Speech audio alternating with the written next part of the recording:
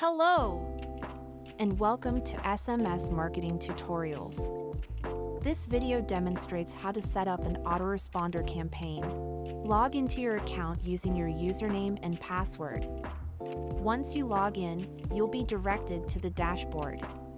Click on Campaigns, then click on the plus button to add a new campaign. You'll see different types of campaigns. Click on the Autoresponder icon. The short code or texting number is pre-selected. Give the campaign a relevant name for future reference. Enter the keyword. A keyword is a unique word or short phrase that users can text into a short code or a texting number to cast votes. The keyword must be 4 or more characters. The auto-response field is where you can enter your response message. This is what people will receive when they text a keyword to the short code or texting number. You can add images, mobile coupons, short URLs, and MMS to the auto-response message. You can customize the opt-out response and help response messages.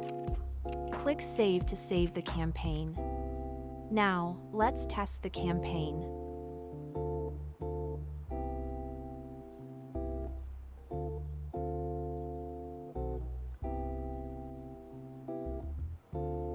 You can also verify that the subscriber's mobile number was added to the subscription list. The autoresponder campaign can be used in many different ways. You can drip marketing messages or calendar-based messages.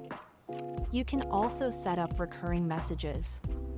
Watch additional videos on autoresponder campaign in the SMS Marketing tutorial collection for more detailed information. Thanks for watching.